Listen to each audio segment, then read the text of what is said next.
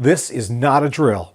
Apologies to Roger Waters for borrowing his tour slogan, but there is new music from Pink Floyd. My thoughts on Gilmore and Company's new Ukrainian protest song, Hey Hey, Rise Up, are coming up next on Track by Track. Hey everybody, my name's Kyle and this is Track by Track, music reviews, news, and commentary. Thanks for tuning in today, and if this is your first time here, please take a second to click subscribe so that you won't miss future reviews and more. There's new music from Pink Floyd. That's a phrase I honestly never thought I'd get to say again. After Roger Waters left the group following the release of the final cut, many fans thought that was the end. But David Gilmore, Nick Mason, and Rick Wright continued on under the Pink Floyd name with new music on the albums A Momentary Lapse of Reason and The Division Bell. For many longtime fans, it was debatable, shall we say, if that music truly was Pink Floyd. In fact, it could arguably be said that the final appearance of Pink Floyd was in 2005 when Roger Waters rejoined Gilmore, Mason, and Wright to perform at Live 8. When Rick Wright died 3 years after that, I think most of us thought that truly was the end of Pink Floyd. But surprise, surprise, in 2014, Pink Floyd reemerged with an album called The Endless River.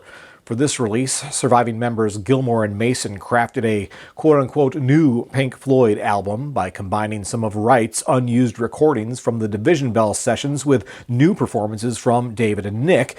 As expected, fan response was mixed at best, but at this point, David Gilmour assured us all that this was indeed the end of Pink Floyd. In the years that have followed, we have of course seen a variety of archival and re-releases from Pink Floyd.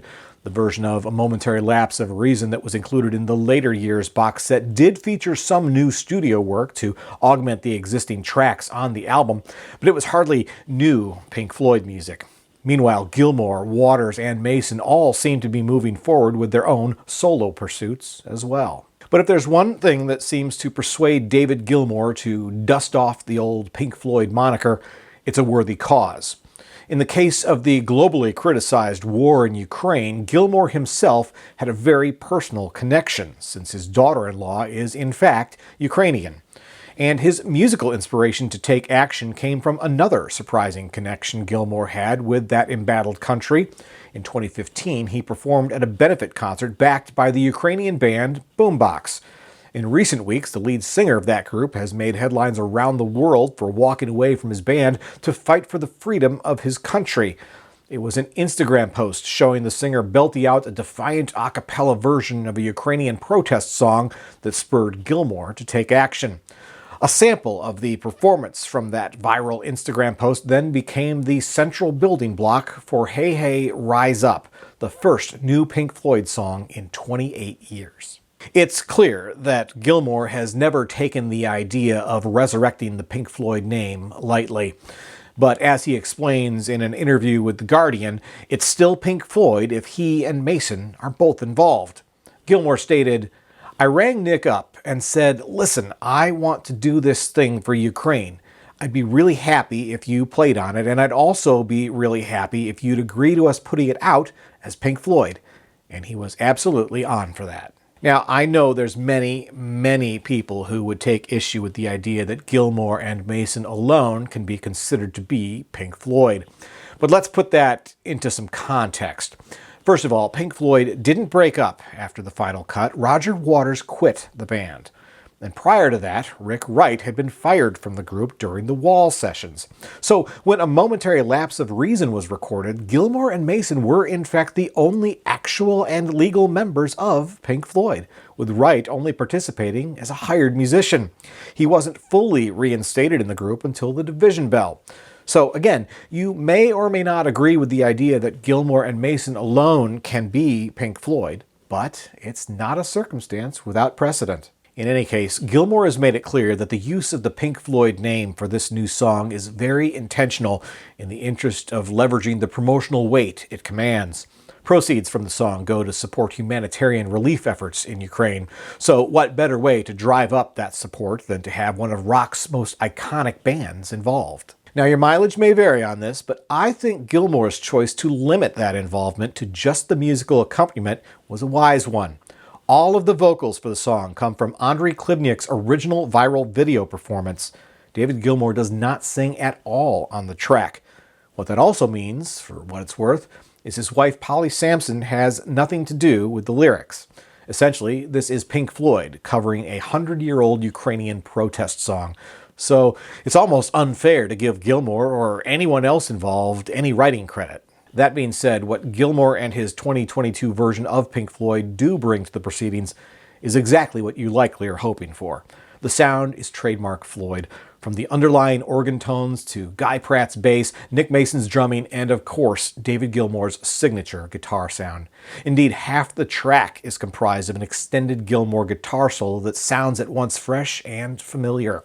Similar to how we've heard him do on so many Pink Floyd classics in the past, Gilmore switches the distortion effect halfway through the solo, adding a new texture and injecting an extra jolt of energy into the music before the vocal reprise. Overall, the performance feels appropriately reverent and, in a way that will probably make sense to longtime Floyd fans, timeless.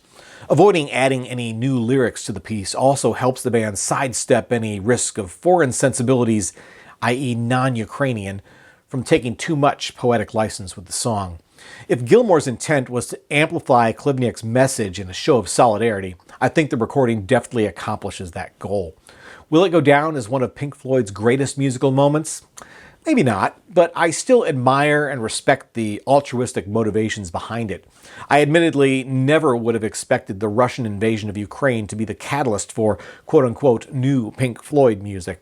But knowing now about Gilmore's family connection with his son's Ukrainian wife and her mother who only escaped the embattled country in the past few weeks, as well as Gilmore's history with Ukrainian band Boombox, it all makes complete sense. Now, I do think it is worth noting that while Pink Floyd's use of Klivniuk's song sample for this track will undoubtedly be the pinnacle of the post's already viral success, Gilmore was definitely not the first to use it as a jumping-off point for musical expression. If you check around Google and YouTube, you will find examples of others who have also recently used their own musical skills to augment and amplify that same performance by Klivniuk. If anything, Pink Floyd's duet is very slightly late to the game, but you have to give them at least some credit. It's not often we see legacy acts managing to harness social media zeitgeist, even though I suspect Gilmore and company didn't fully grasp that notion during the process of creation/adaptation. But who knows? Maybe Dave will join TikTok and surprise us all. In any case, I'm anxious to hear what you all have to say about this surprising new song. What do you think about Hey Hey, Rise Up? Is this a cause worthy of resurrecting Pink Floyd? And, oh boy, how do you feel about Gilmore and Mason recording once again under that name in the absence of both Rick Wright and Roger Waters? Let me know all your thoughts down in the comments section below. Once again, my name's Kyle, and this has been Track by Track. If you like this video, be sure to give it a thumbs up. Plus, check out some of these other videos below that I think you might also enjoy. And of course, be sure to subscribe, because true music fans always want new releases the day they come out. Thanks for watching, and I'll see you next time.